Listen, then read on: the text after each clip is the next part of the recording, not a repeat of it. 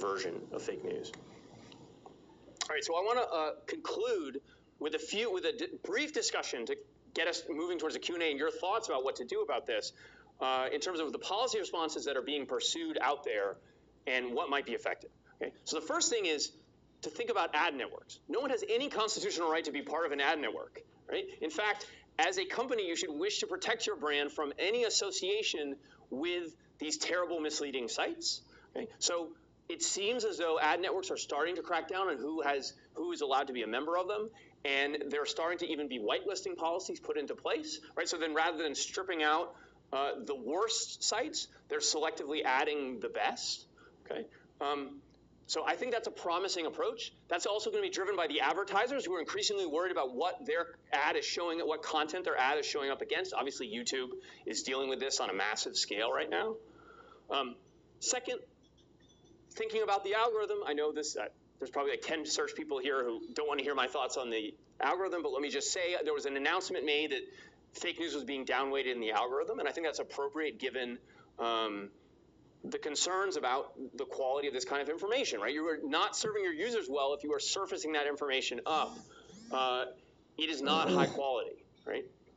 And then finally, the most developed response we've seen has been the fact-checking partnership with the fact-checkers partnership with Facebook, where they're going to identify stories that have been rated as false by established fact-checkers. They're going to give you a nudge first when you see it, and again if you'd like to share it, saying this, just so you know, this is disputed by this fact-checker and that fact-checker. Okay? And that's a more deliberate kind of intervention that provides information to people, but in it, I think, an appropriately hands-off way that keeps Facebook out of the business of trying to adjudicate what's true and false. Okay? It leaves that to the journalists where that's their core competency. Okay? So one last point is just simply to say this is an evolving problem. Okay? So if you've followed the political debate since the election, the kinds of misinformation you see out there looks quite different. The form it's taking is different. Okay? There are all these conspiracy-minded folks on Twitter writing and circulating fairly crazy things. I won't get into too much of it, but let me just say that there's just an article about a Harvard University professor, very famous law professor, as well as a senator, who are citing the most non-credible conspiracy sites on the left to make sweeping, unsupported claims about Trump and Russia. So this misinformation problem is evolving and changing, and you should be aware of how rapidly it evolves and avoid the mistake of fighting the last war. Okay, so with that note, we would love your questions, and I just want to say, please don't give up, right? Remember we may not be able to put out the dumpster fire, but we can at least bring it down a little, okay? And it's important not to give in to this temptation to say we're in a post-truth and post-fact society, and there's nothing we can do about it. There is something we can do about it. We should defend these norms, and you at the platforms, like Google and Facebook, can in some ways do more than almost anybody. So I think we'd love your questions, and thanks very much.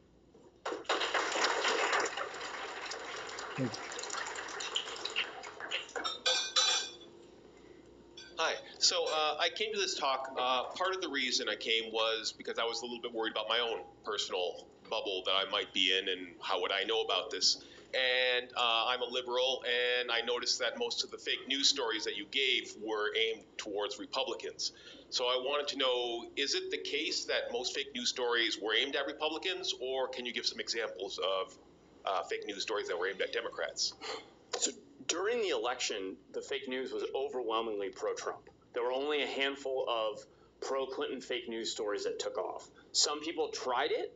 It wasn't as successful in the marketplace. So at least in that particular format, it seemed to have not worked. But as I was suggesting to you, some of these dubious conspiracy sites have gotten more traction among Democrats in the time since the election, when Trump is in office and he's the kind of scary opponent who motivates belief in misinformation the way Clinton was during the campaign.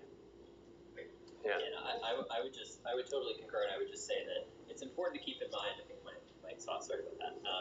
It's important to keep in mind that, misinformation exists within this larger political context, and the nature of party competition and who's in the White House and who's in control of Congress. These are all things that shift over time and are going to continue to shift over time, right? So if we think about the demand for misinformation about just the president, for example, who's the most salient political figure in the United States, of course, the partisan